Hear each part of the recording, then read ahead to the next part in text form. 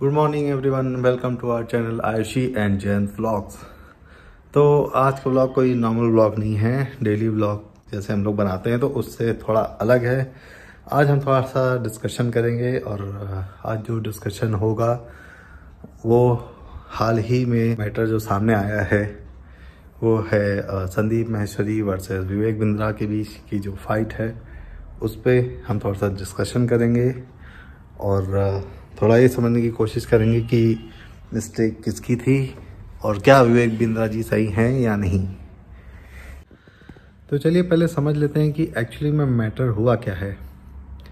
तो इसकी शुरुआत ऐसे हुई थी कि जो हमारे संदीप माहेश्वरी जी हैं उन्होंने अपने चैनल पे एक वीडियो अपलोड किया था, स्कैम फेक बिजनेस क्लासेस और समथिंग लाइक दैट, कि मतलब जितने भी बिजनेस कोचेस हैं जो बिजनेस की क्लासेस देते हैं, बिजनेस कोर्सेज हैं, तो उनसे आप बच के रहिए। अगर आपको उन कोर्सेज से कोई बेनिफिट नहीं है तो आप उसके अगेंस्ट कंप्लेन कर सकते हैं या कोई भी लीगल एक्शन ले सकते हैं। वो आप उनके चैनल पे जाके देख सकते हैं, संदीप माहेश्वरी जी के।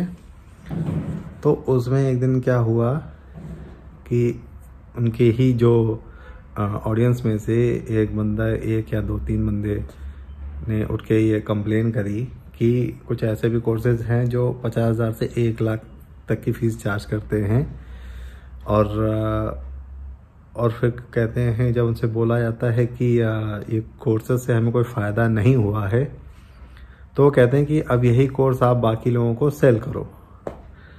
तो हालांकि इस वीडियो में विवेक बिंद्रा जी का कोई ऐसा नाम नहीं लिया गया था, बट इस वीडियो के बाद विवेक बिंद्रा जी लाइव आए और पूरे 2 घंटे के लिए उन्होंने संदीप माहेश्वरी जी को खूब सुनाया कि आपने हमारे चैनल को, हमारे कोर्सेज को स्कैम कैसे बोल दिया, जबकि उस संदीप माहेश्वरी जी के वीडियो में उनका तो नाम भी नहीं लिया गया था। बट फिर भी अब उनका कहना ये है कि आपने हमारे बिजनेस को स्कैम बोल दिया और आप भी तो 50 रुपये की फ़ोटो 20,000 में बेचते हो, तो क्या वो स्कैम नहीं है। तो कुछ इस तरह के मैटर, ये जो चीज़ें हैं ये सामने आ रही हैं। तो अब क्वेश्चन ये है कि जो विवेक बिंद्रा जी का बिज़नेस है वो स्कैम है या नहीं, तो इस पे मेरी राय क्या है तो वो मैं आपसे शेयर करना चाहता हूँ। तो मैं अपना एक पर्सनल एक्सपीरियंस शेयर करता हूँ आप लोगों से कि ये बात है ये कोई 4-5 साल पहले की, जब उनका ये बड़ा बिजनेस.com का बिज़नेस नहीं स्टार्ट हुआ था। उन्होंने बस हाल ही में वो अपनी टीम बनाना चाह रहे थे, तो कोई भी मतलब उनके साथ काम करने के लिए अप्लाई कर सकता है। एक फॉर्म उन्होंने रिलीज़ किया था, तो उसमें मैंने भी अपना नंबर मेंशन कर दिया। और मुझे भी उनके वीडियोस अच्छे लगते हैं, जो मोटिवेशनल वाली वीडियोस हैं वो तो अच्छे हैं उनके, वो बहुत अच्छा एक्सप्लेन करते हैं, बहुत ही एनर्जेटिक होते हैं, तो वो पार्ट तो मुझे अच्छा लगता है। बट बाकी का जो ये बिज़नेस वाला ये सीन हुआ है ये थोड़ा सा गड़बड़ हुआ है। तो हुआ क्या था कि उन्होंने फॉर्म रिलीज़ किया, तो अब जैसे वो अपने वीडियोज़ में एनिमेशन का यूज़ करते हैं तो मुझे लगा शायद एनिमेटर की भी रिक्वायरमेंट होगी। बट उस फॉर्म में जब मैंने देखा कि उसमें तो सिर्फ सेल्स टीम की ही रिक्वायरमेंट है, तो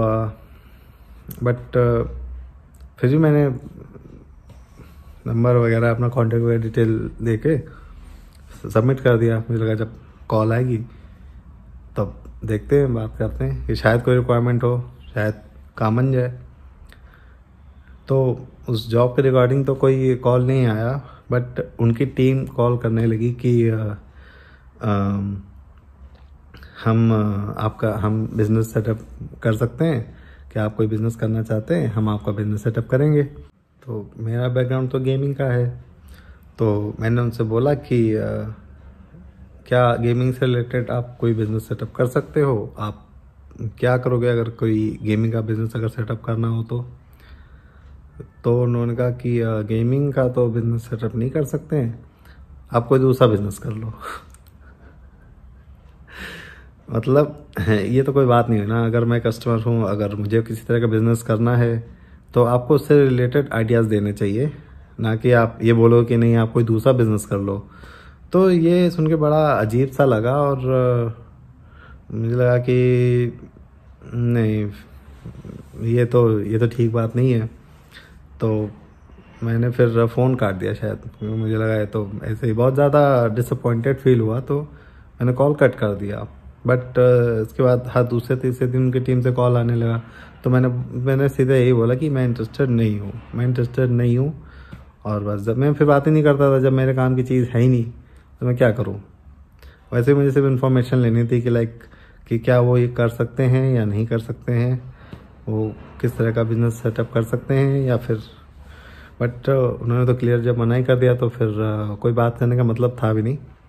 बट वो कंटिन्यूसली उनकी टीम कॉल किए जा रही थी कि हम विवेक बिंद्रा सर को आप जानते हैं, उनके सेमिनार आपने देखे हैं, हम वहाँ से कॉल कर रहे हैं, हम आपको बिजनेस सेटअप कर सकते हैं, अगेन एंड अगेन। बट फिर एक दिन मैंने गुस्से में बोल ही दिया कि आप लोग प्लीज़ मेरे पास कॉल मत करना, मैं बिल्कुल इंटरेस्टेड नहीं हूँ, और इस नंबर पे अब कोई भी कॉल नहीं आना चाहिए आप लोगों की तरफ से, मैंने क्लियर बोल दिया। बट अच्छी बात यह है कि इसके बाद से कॉल आया नहीं। तो ये एक बेस्ट चीज़ थी कि एटलीस्ट एक बार मना करने के बाद फिर उन्होंने कॉल नहीं किया, उसके बाद से कभी कॉल नहीं आया। तो आई थिंक यही एक अच्छा पार्ट था जो मुझे सही लगा जो उनकी टीम ने किया। तो बट ये चीज़ थी कि लाइक अगर आप प्रॉमिस कर रहे हो कि आप बिज़नेस सेटअप कर सकते हो और कस्टमर को जो बिज़नेस करना है तो आपको उसमें हेल्प करना चाहिए। आपको ये थोड़ी बोलना चाहिए कि नहीं आप दूसरा बिज़नेस कर लो, आप ऐसे कैसे बोल सकते हो।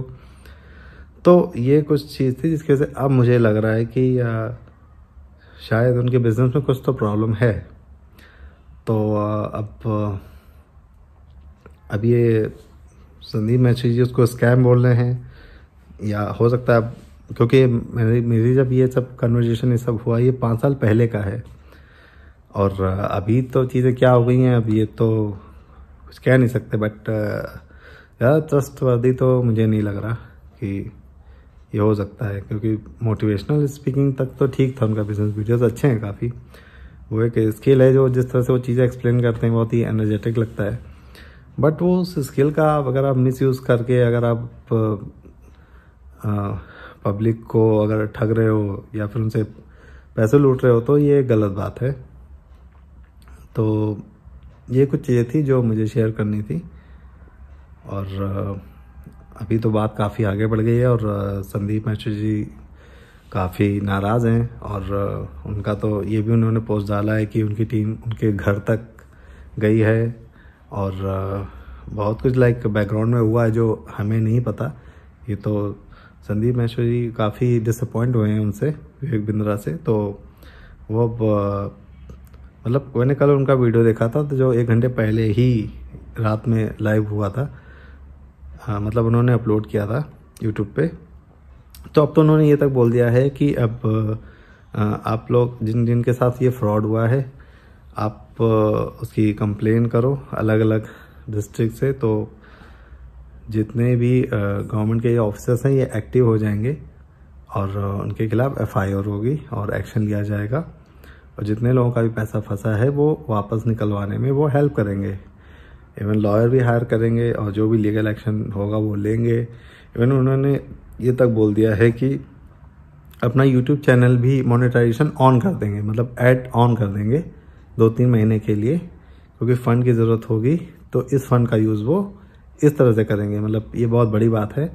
उनके 28 मिलियन से भी ज़्यादा फॉलोअर हैं, सब्सक्राइबर हैं यूट्यूब पे, और उन्होंने आज तक यूट्यूब एड्स ऑन नहीं किए, और स्पेशली इस केस के लिए उन्होंने ये अनाउंस किया है कि वो अपने चैनल का यूट्यूब एड जो है वो ऑन करेंगे, ताकि उससे जो रेवेन्यू होगा वो लोगों की हेल्प के लिए यूज़ किया जाएगा। तो ये भी एक काफ़ी बड़ा डिसीज़न है कि जिसने काफ़ी टाइम तक अपने चैनल पे मोनेटाइजेशन ऑन नहीं किया और लोगों की हेल्प के लिए मोनेटाइजेशन एक्टिव कर रहा है, तो that is a very good thing. और बाकी देखते हैं आगे क्या होता है। तो अगर कुछ नया अपडेट मिलेगा तो हम फिर डिस्कस करेंगे। तब तक के लिए बाय बाय।